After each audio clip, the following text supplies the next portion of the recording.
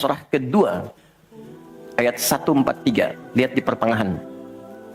Wa ma kana Allahu liyudhi'a imanakum. Jika ada hamba siapapun menunaikan salat, aku nggak akan sia-siakan salat yang dilakukan dengan imannya itu. Maksudnya apa? Akan dibalas, diberikan perhatian sesuai dengan kadar salatnya. Disebut dengan iman. Dan yang paling dahsyat, ketika seseorang salat menghamba, kan gerakannya ruku, sujud, menghamba kan? Maka naik statusnya dari sekedar manusia biasa menjadi abdun. Teman-teman, ini rahasia besarnya. Perintahnya fa'budni, yang kita baca iyyaka na'budu, asal katanya dari kata abada, orangnya abdun, zamannya ibad.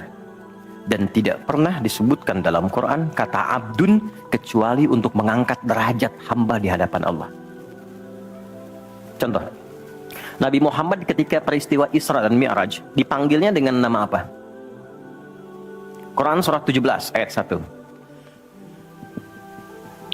Subhanalladzi asra bi'abdihi. Tidak disebut nabi, tidak disebut rasul, tapi abdun. Nabi Sulaiman ketika diberikan kekuasaan besar, punya kedudukan yang hebat sampai menundukkan awan. Ya, sebelum Songgohan punya awan kinton, Nabi Sulaiman sudah punya duluan. Suzuka Yatanabe tahun 96 kan, bikin komiknya. Saya nggak terlalu baca itu atau tonton, tapi saya tahu. Itu awan ditundukkan, angin bolak-balik. Ketika mendapatkan kedudukan itu, sifat yang disebutkan abdun, bukan nabi, bukan rasul. Quran surah 38 ayat 30. Wa wahabna li Dawuda Sulaiman ni'mal abdu. Oke, Nabi Zakaria alaihissalam ketika akan diangkat statusnya dari suami menjadi ayah dan sudah berharap tinggi, dikabulkan, naik status, diberikan anugerah, disebutnya dengan abdun. Quran surah 19 di ayat yang kedua. Dzikra rahmati rabbika abdahu Zakaria. Nabi Nuh diangkat status memimpin kelompok generasi manusia setelah Nabi Adam, naik ke kapal jadi pemimpin besar. Begitu diangkat, yang disebut statusnya abdun. Quran surah 17 ayat 3. Innahu kana abdan syakura. Kenapa disebutkan abdun? Abdun itu sifat penghambaan. Semakin tinggi ibadahnya, semakin tinggi pendekatannya ke Allah, semakin diangkat. Jadi dengan Allah itu, karena Allah Khalik, kita makhluk. Laisa kamitslihi syai', enggak sama sifatnya. Jadi kalau ke Allah itu jangan terlalu ngangkat. Kalau tinggi direndahkan, kalau rendah ditinggikan. Karena itu kenapa saat sholat kita merendah supaya ditinggikan. Itu poinnya. Jelas ya? Itulah sebabnya kenapa Nabi dijamin surga, turun surah Al-Kautsar itu satu-satunya Nabi yang sebelum wafat turun surganya. Rasulullah dengan turunnya surah Al-Kautsar. Kenapa? Salah satunya karena ibadahnya. Coba lihat kesaksian Sayyidah Aisyah itu di Al-Bukhari nomor hadis 1147. Kedatangan tabi'in namanya Abu Salamah bin Abdurrahman, tanya bagaimana sholat malamnya Nabi. Kata Sayyidah Aisyah, jangan ditanya panjang dan khusyuknya, panjang dan bagusnya. Beliau memang sholatnya 4 rakaat di awal, tapi jangan tanya panjang dan bagusnya. Beberapa sahabat dulu pernah pengen tahu, penasaran. Diikuti sholat di belakang Nabi, ternyata rakaat pertamanya dikira Al-Baqarah 100 ayat akan ruku, ternyata disambungkan ke 286 ayat sampai selesai.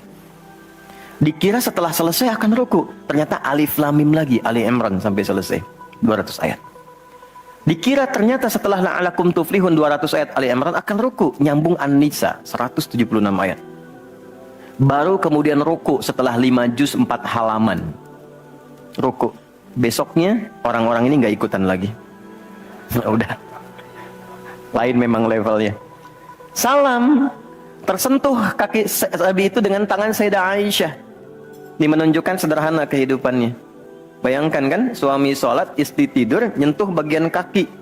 Kira-kira tidurnya alasnya di mana tuh? Nabi besar loh, ahli surga, hebat, pemimpin besar, kehidupan demikian. Tapi kalau sedang beramal kaya, sodakoh kaya, sholat kaya, kakinya bengkak.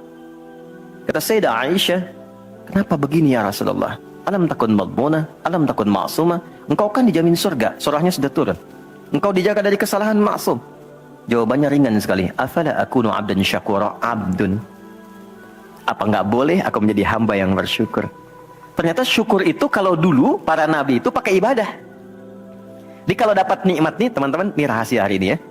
Di antara kita saja ya. Karena saya nggak bagi di yang lain nih, cuma di sini nih. Ya. Para nabi itu, kalau mereka dapat nikmat apapun, itu yang dilakukan syukur. Dan syukurnya lewat ibadah. Contoh, biasa kan suka hadir ulang tahun ya. Masuk ulang tahun kesekian. Nabi tiba-tiba hari Senin puasa. Ditanya oleh sahabat, ya Rasulullah kenapa puasa? Kata Nabi, ini hari lahirku. Jadi mensyukuri nikmat kelahiran dari waktu yang telah berjalan, itu pakai ibadah. Begitu dapat anugerah surga, turun Al-Kautsar, malah diminta ibadah oleh Allah. Inna a'tainakal. Setelah itu apa? Fasholli li rabbika. Tingkatkan sholat, tambahkan amal lewat harta. Jadi jaminan surga itu bukan menghentikan amal soleh. Anda sukses dengan pekerjaan, bukan berarti menjadikan hubungan Anda terputus dengan Allah. Yang paling aneh kan Allah udah ngasih rezeki banyak, kok dipakai maksiat hasilnya? Allah kasih Anda minta, Allah kasih. Tapi begitu dikasih, kenapa dipakai untuk mabuk? Kenapa dipakai untuk maksiat? Kenapa dipakai untuk membeli sesuatu yang Allah nggak sukai? Kan ada perjuangan mendapatkan itu. Makanya dibalik caranya, ketika Anda menghamba, menunduk, Allah mengangkat. Tapi kalau Anda mengangkat, Allah turunkan serendah-rendahnya.